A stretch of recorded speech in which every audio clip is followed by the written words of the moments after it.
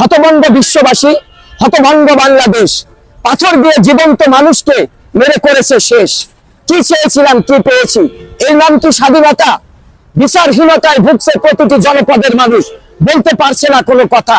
তাকিয়ে তাকিয়ে দেখছে জনতা, খুলতে পারছে না মুখ।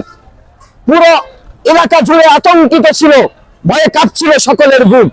এমন কিছু দেখবো আমরা, কখনো ছিল না কল্পনা। রূপকথার গল্প এর কাছে হার মানবে, এটা কোনো গল্প না। এমন বর্বরতা বিশ্ববাসী এর আগে দেখেছে কি চোখে? এর নাম কি নির্লজ্জ বাংলাদেশ? কি পারি না আমরা? চুরি, ডাকাতি, ছিনতাই, চাঁদাবাজি, ধর্ষণ, সর্বশেষ পাথরে মেরে মানুষ খুন। হিসাব করে দেখবেন আমরা, আমাদের কাছে কত আছে গুণ। প্রিয় বন্ধুরা, প্রিয় দেশবাসী, অত্যন্ত দুঃখের সহিত বলতে হয়, আমরা দেখছি যেটা গোটা সোশ্যাল মিডিয়াতে অর্থাৎ নেট দুনিয়ায় ব্যাপকভাবে আলোড়ন সৃষ্টি করেছে। সোহাগ হত্যা, যে একজন ব্যবসায়ী, তাকে কি নির্মম ভাবে পাথর দিয়ে তাকে ক্ষেত্রে ক্ষেত্রে মারা হয়েছে।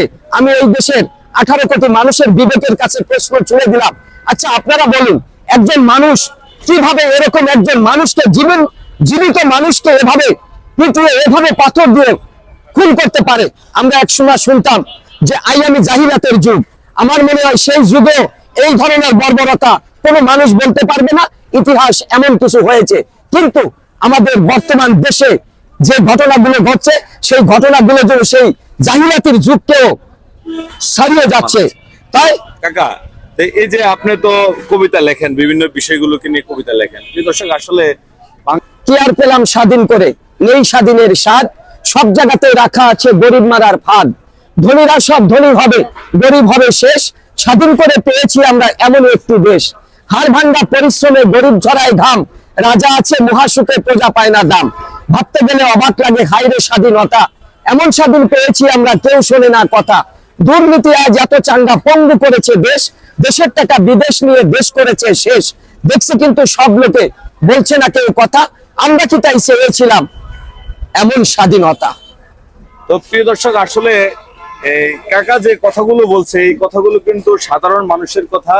এই কথাগুলো কিন্তু খেটে খাওয়া হতদরিদ্র নিম্নবিত্ত মানুষের কথা। আসলে সবকিছু মিলে আসলে দিন শেষে স্বাধীনতার পর থেকেই আমরা শুধু নামেই স্বাধীনতা পেয়েছি। হ্যাঁ, আমরা শুধু নামটা দিয়েছি স্বাধীনতা, আসলে কিন্তু আমরা প্রকৃতপক্ষে আজ অব্দি বাংলাদেশের মানুষ স্বাধীনতা পায় নাই। আসলে স্বাধীনতার প্রকৃত স্বাদ বাংলাদেশের মানুষ এই গত স্বাধীনতার পর থেকে আজ অব্দি স্বাধীনতার স্বাদ গ্রহণ করতে পারে। এখন তো আমরা আরো পরাধীনের শৃঙ্খলে বন্দী হয়ে গেছি। আচ্ছা কাকা, আপনি তো ওই যে